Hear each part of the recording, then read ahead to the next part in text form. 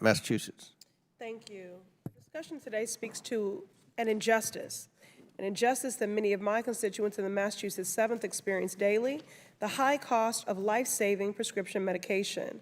Pharmacy benefit managers, or PBMs, play an outsized role in determining coverage and costs of medication by designing lists of drugs that a health insurance plan will never cover for a patient, known as formularies. For some medications, PBM formularies require additional approval before you, a patient, can pick them up at the pharmacy. For example, prior authorization is a PBM power where a doctor must ask the insurance company if they can prescribe you specific medication, and there's so-called step therapy that requires you to try a different medication and have a negative reaction before being prescribed the medication that your doctor recommends.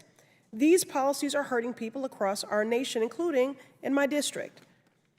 One of my constituents, a mother, shared her story of how she was forced to go through a step therapy to treat her neurological condition and saw her condition worsen as a result, to the point where she spent a year relearning how to walk. And her story is no anomaly. Step therapy is not just ruining people's lives, it is killing them. Families have been robbed of their loved ones due to the delays, the greed, and harmful policies of PBMs. Mr. Joyner, CVS Caremark is one of the largest PBMs operating within my district. What do you say to my constituents who have been harmed by denying them the medical care that they need and deserve? Congresswoman, I don't have the specific details of what you're referencing, but I certainly do understand and look specifically at ways in which we can improve the prior authorization process. Are you sorry? No, I think it's an important part of the healthcare system is to make sure that we're looking at our customers hold us accountable and look for make sure we have oversight for both patient safety. They're also focusing on ways in which we can improve adherence to the therapy, because if they're not staying on therapy, obviously, okay, then there's reclaiming my time. I wish you were sorry. You should be. I've not heard from a single doctor who can justify the public health benefits of the health insurance policies. According to the Federal Trade Commission, the committees responsible for determining access to medication don't just consider clinical recommendations. PBEs also, quote, take into account business considerations and make formulary determinations to maximize profits, end quote. I will remind the witnesses that you are all under oath. My next questions will be yes or no. Mr. Costner, does Express Scripts factor in business considerations or potential profits when deciding access to prescribed medication? Yes or no? And again, you're under oath. Thank you for the question, Congresswoman. We do a clinical first approach. So all clinical evaluation is done first. Yes or no? Then a financial evaluation is done after that.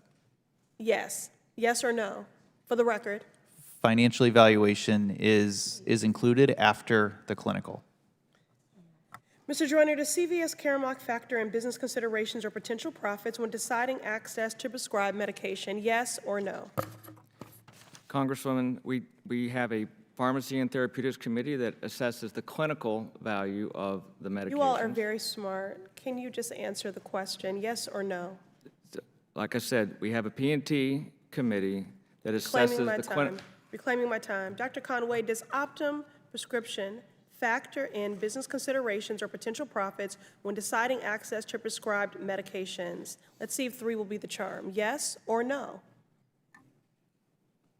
Clinical consideration, then lowest net cost to the customer, including a formulary exception process. Reclaiming my time. Well, my office has met with patients, families, providers, and community pharmacists throughout my district, from East Boston to Cambridge to Roxbury, and they all point to one conclusion. You are putting profits over people. Your corporations are denying people access to necessary medications, preventing them from going elsewhere by forcing independent pharmacies to close their doors. And that is why I am glad we're having today's hearing to shine a bright light on your unethical practices, and I look forward to working to Congress to rein in PBMs. Thank you, and I yield back. Get a lady yields back. Chair now recognizes Mr. Biggs.